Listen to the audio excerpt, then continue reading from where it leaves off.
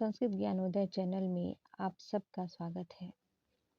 आज मैं डॉक्टर शशि सिंह आप लोगों के लिए वेदांत सार प्रश्नोत्तरी लेकर के उपस्थित हुई हूँ।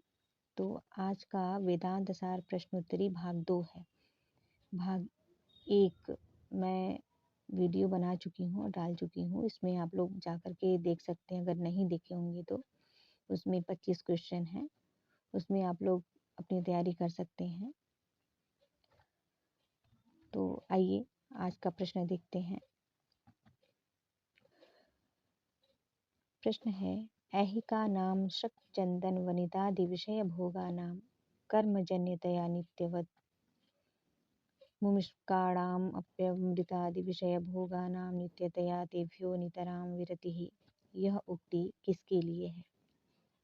तो इसका ऑप्शन है ए इहामुत्रार्थ फल भोग विराग, बी नित्यानित्य वस्तु विवेक, सी समाधि षटक संपत्तियां, डी मुमुक्षुत्व।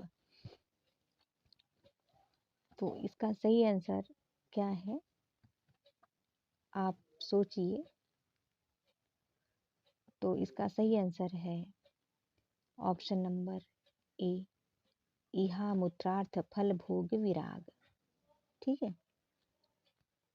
अब इसको याद करने के लिए मैं थोड़ा सा इसकी व्याख्या भी कर दे रही हूँ जिससे कि आपको परेशानी ना हो। तो ऐहिका नाम शक चंदन वनितादि विषय भोगा नाम कर्मजन्य। कहा जा रहा है कि इस लोक में माला चंदन स्त्री आदि विषय भोग तो कर्मजन्य होने के कारण अनित्य हैं। ठीक है। उसी प्रकार परलोक में भी अमृत आदि विषय भोगा नाम अनित्यतया। उसी प्रकार जो है अमृत आदि परलोक के स्वर्गलोक के अमृत आदि विषय भोग भी अनित्य होंगे। इस प्रकार से इस लोक और परलोक अर्थात अहलौकिक और पारलौकिक उन दोनों वस्तुओं में उदासीनता होने को ही क्या कहते हैं? इहा मूत्र फल भोग विराग कहते हैं। तो इसलिए इस प्रकार की अगर उक्ति आए, इस प्रकार का प्रश्न आए कि उसमें दिया हो कि ऐहिका नाम शक चंदन वनितादि विषय भोगा नाम कर्मजन्यतया नित्यत्व वदामुमिष्काणाम अप्यमृतादि विषय भोगा नाम नित्यतया भोगा नाम नित्यतया तेभ्यो नितराम विरतिः। तो यह उक्ति किसके लिए है? तो यहाँ पर यह मूत्रार्थ फल भोग विराग होगा। ठीक। अब अगला प्रश्न देखते हैं।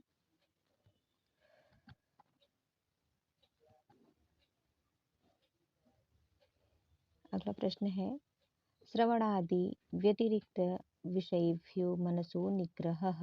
यह उक्ति किसके लिए है? श्रवणादि व्यतिरिक्त विषयेभ्यो मनसो निग्रहः। यह उक्ति किसके लिए है? ए है शम, बी है दम, सी है उपरति, डी है तितिक्षा। तो इसका सही आंसर है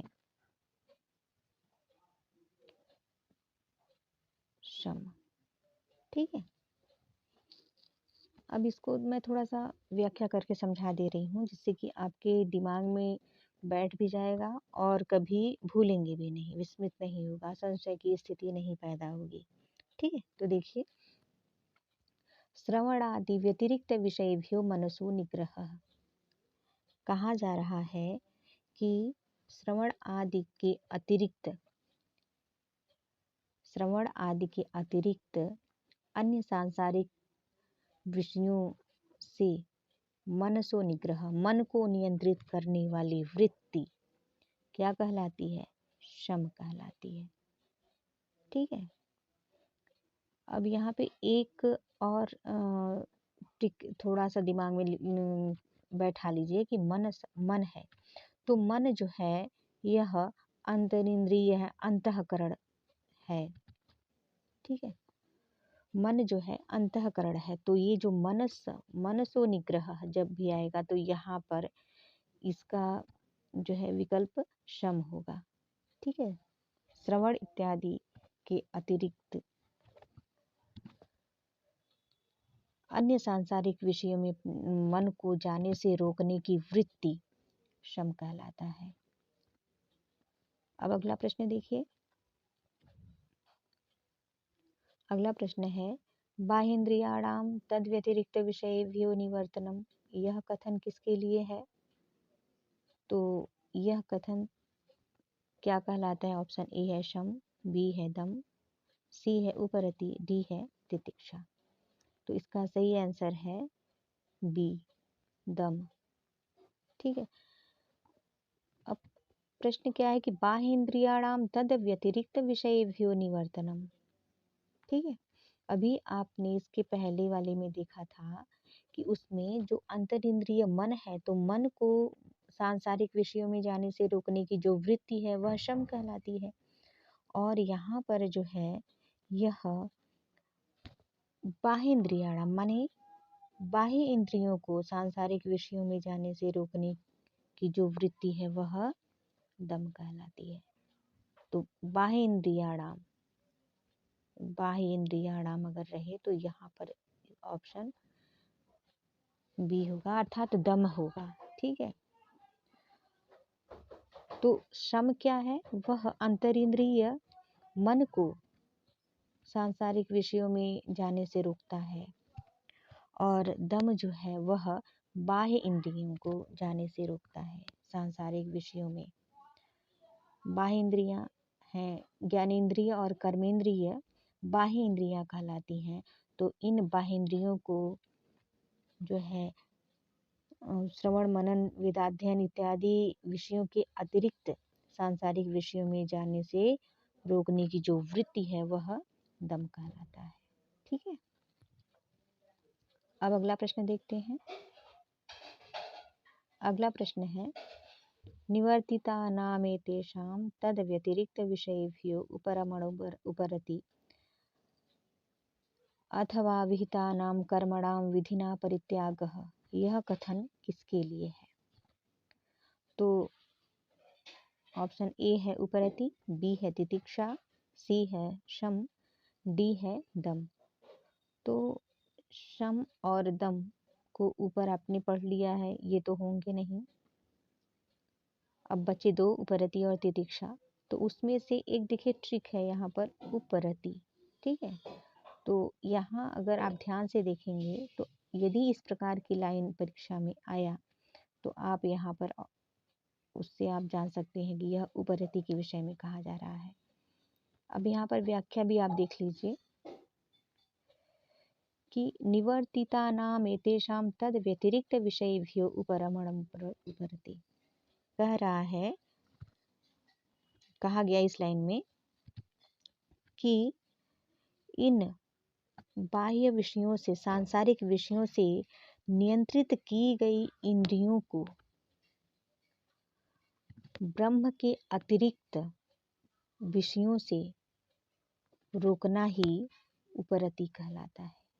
ठीक है, जो इंद्रियां, अंतर इंद्रिय और बाह्य इंद्रिय जो नियंत्रित की गई हैं, इन नियंत्रित की गई इंद्रियों को ब्रह्म के अतिरिक्त अन्य विषयों में जाने से रोकने की वृत्ति उपरति कहलाता है। ठीक है, इसमें है अथवा विहितानां कर्मणां विधिना परित्यागः।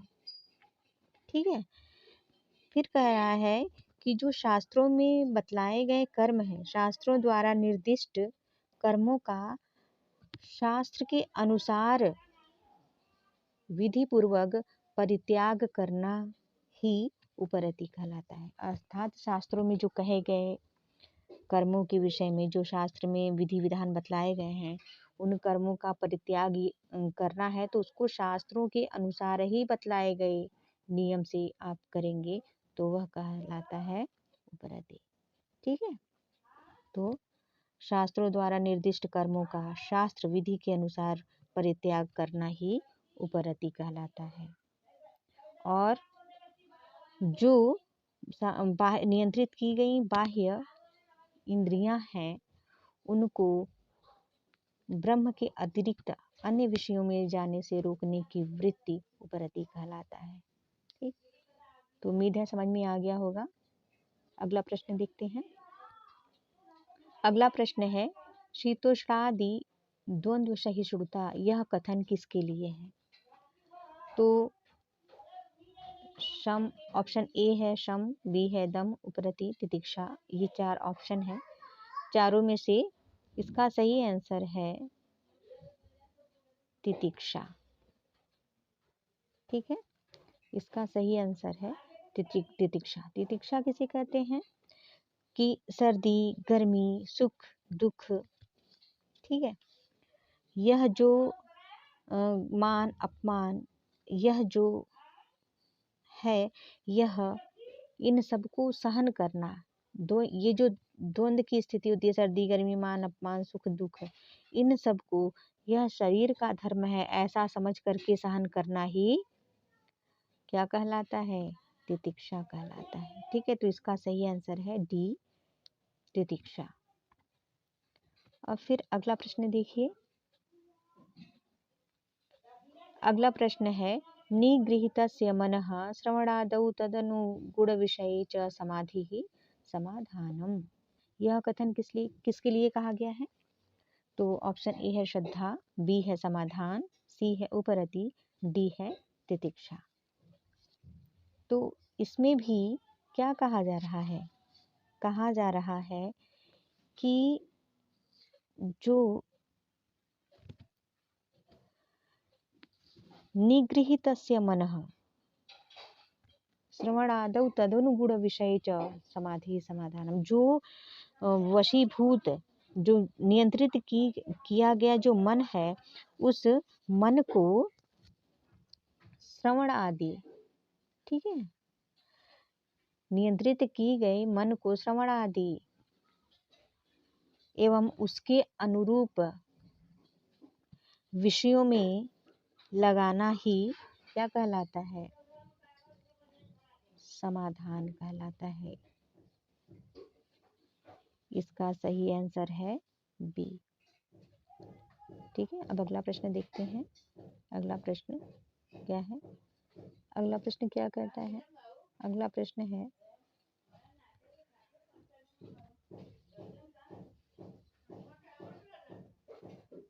अगला प्रश्न है, गुरुपदिष्ट वेदांत वाक्येषु विश्वासः, यह उक्ति किसके लिए है?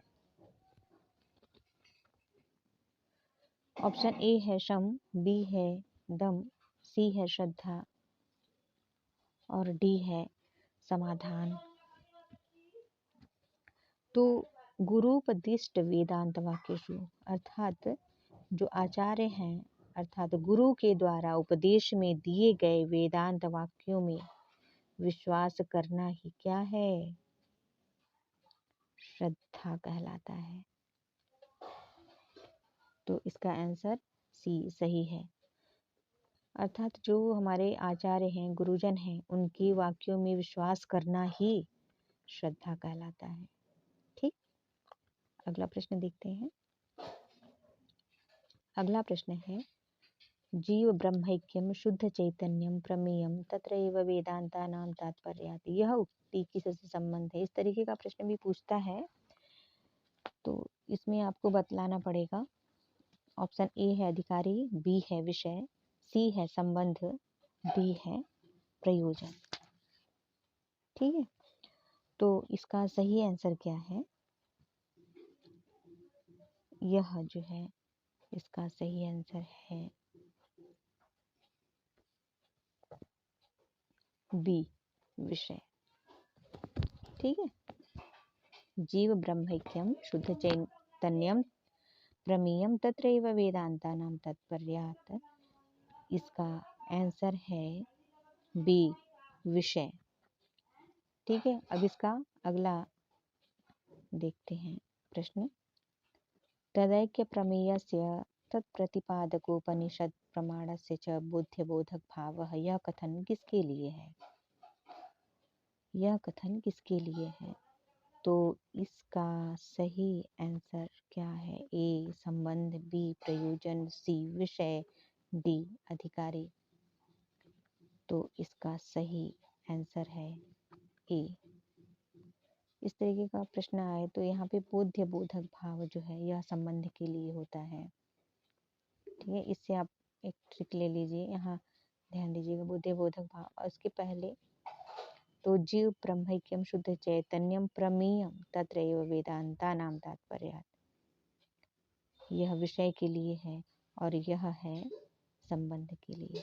ठीक है, इसका जो है प्रश्न ए सही है। अब अगला प्रश्न देखते हैं। चूंकि वीडियो लंबा ना हो इसलिए हमें जो है जल्दी जल्दी करना पड़ रहा है। तदैक्य प्रमेय गता ज्ञान निवृत्ति स्वस्वरूपानंदावाप्तिश्च, इस कथन का तात्पर्य किससे है? तो इस ए है प्रयोजन, बी है अधिकारी, सी है संबंध, डी है विषय। तो इसका सही आंसर क्या होगा? संबंध और विषय तो आप जान चुके हैं, तो संबंध भी नहीं है, विषय भी नहीं है। अधिकारी पहले ही भाग में आप पढ़ चुके होंगे, तो इसलिए आप अधिकारी भी जान गए कि यह अधिकारी भी नहीं है। तो बचा क्या? प्रयोजन। ठीक है, तो इसका सही आंसर क्या है? प्रयोजन। अब अगला प्रश्न देखते हैं। अगला प्रश्न है असर्पभूतायां रज्जौ सर्पारूपवद् वस्तुन्यस्त्वारोपो अध्यारोपः, यह कथन क्या कहलाता है? अर्थात यह क्या कहलाएगा? ए अध्यारोप, बी अपवाद, सी ज्ञान, डी अज्ञान। इन चारों में से क्या कहलाएगा? तो इसका सही आंसर है अध्यारोप। ठीक है, इसका सही आंसर है अध्यारोप। यह अध्यारोप कहलाता है। अच्छा, अध्यारोप कैसे कहलाता है इसका थोड़ा सा व्याख्या भी आप सुन लीजिए कि अध्यारोप और अपवाद किसे कहते हैं। तो इस तरीके का अगर लाइन आपको कभी भी मिलेगा तो आप इसको कर लेंगे। मैं थोड़ा सा बता दे रही हूँ।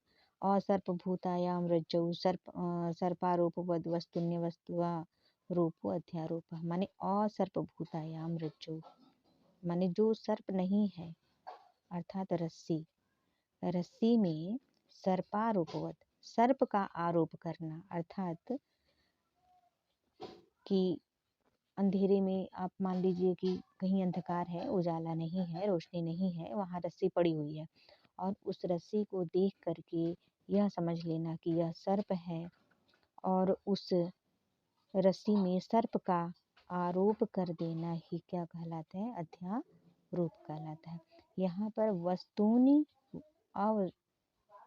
वस्तुनि अवस्त्वारोपो अध्यारोप, माने वस्तु में अवस्तु का आरोप कर देना, माने जो वस्तु है उस वस्तु में जो नहीं है उसका आरोप कर देना अध्यारोप है। जैसे रस्सी में सर्प का आरोप करना है, तो मूल में तो वह रस्सी है लेकिन उस पे आरोप किसका हो रहा है? सर्प का। तो वह जो है, जो आरोप है रस्सी में सर्प का आरोप, माने रस्सी को सर्प समझ लेना ही अध्यारोप कहलाता है। ठीक है, तो यहाँ पर सही ऑप्शन है ए अध्यारोप। तो आज के लिए बस इतना ही। यदि आप मेरे चैनल को लाइक सब्सक्राइब नहीं किए हैं तो सब्सक्राइब कर लीजिएगा, जिससे आने वाली वीडियो का नोटिफिकेशन मिलता रहे। और मेरे वीडियो को लाइक भी कर दीजिएगा और अपने दोस्तों में शेयर भी कर दीजिएगा, जिससे कि जिसको आवश्यकता हो इस प्रकार के प्रश्नों की, प्रश्नोत्तरी की, तो उनको इसका लाभ मिल सके। और आज के लिए बस इतना ही। धन्यवाद।